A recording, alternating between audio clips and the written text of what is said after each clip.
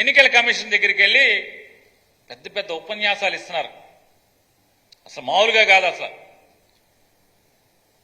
అంటే ఇలా బుర్రలో ఏదో పెద్ద ఆలోచన ఉన్నట్టు ఒకడు చెప్తాడు. నేను లెక్కేశానండి, 1,60,000 మంది సచివాలయ ఉద్యోగస్తులు ఉన్నారు ఈ రాష్ట్రంలో. ఈ సచివాలయ ఉద్యోగస్తులు 65,90,000 చిల్లర ఎంతో దగ్గర 66 లక్షల మంది పెన్షన్దారులు ఉన్నారు. వాళ్ళందరికీ లెక్కేస్తే ఒక్కొక్క సచివాలయ ఉద్యోగస్తుడికి 80 పెన్షన్లు ఇవ్వచ్చండి అని ఒకడు అంటాడు. ఎందుకండి సచివాలయ ఉద్యోగస్తులు తలుచుకుంటే ఇంటింటికి వెళ్ళి ఇవ్వద్దని ఎవడు చెప్పాడు? సచివాలయ ఉద్యోగస్తుల ద్వారా 1,60,000 సచివాలయ ఉద్యోగస్తులందరినీ కూడా వాడి పెన్షన్లు ఇవ్వాలి. కేవలం జగన్మోహన్ రెడ్డి కుట్ర చేస్తున్నాడు, జగన్మోహన్ రెడ్డి గారి ప్రభుత్వం కుట్ర చేస్తుందని మాట్లాడతారు.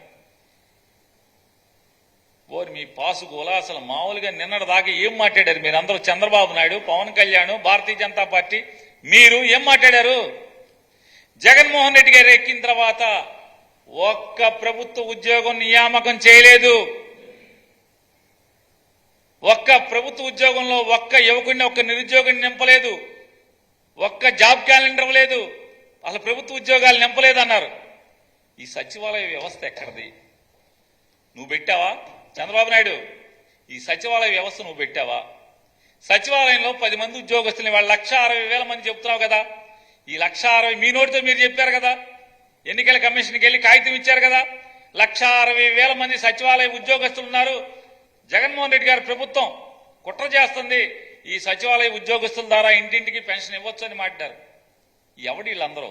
గాలికి పుట్టారా? ఎక్కడి నుంచి వచ్చినాయి? ఇవాళ ఎన్నికల కమిషన్ ఏమన్నా నియామకం చేసిందా ఈ 1,60,000 మందిని? ఎవరు వీళ్ళు? 4 ఏళ్ల క్రితం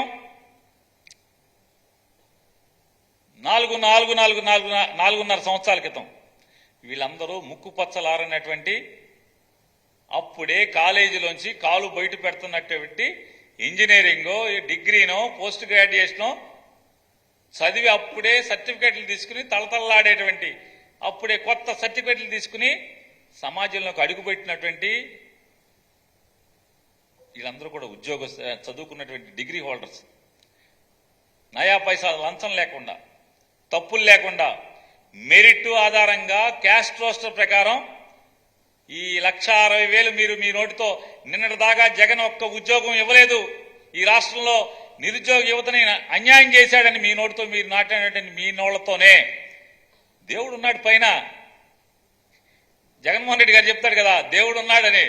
దేవుడు ఉన్నాడు కాబట్టే మీ పాపమ్మ నోళ్లతోనే నిన్నటి దాకా జగన్మోహన్ రెడ్డి గారు ఒక్క ఉద్యోగం కూడా నియామకం చేయలేదు అన్నటువంటి మీ పాపమ్మ నోళ్లతోనే మీరే ఇవాళ ఎలక్షన్ కమిషన్ దగ్గరికి వచ్చి సంతకాలు పెట్టి జగన్మోహన్ రెడ్డి గారు రాష్ట్రంలో అద్భుతమైనటువంటి సచివాలయ వ్యవస్థను ఏర్పాటు చేశాడు.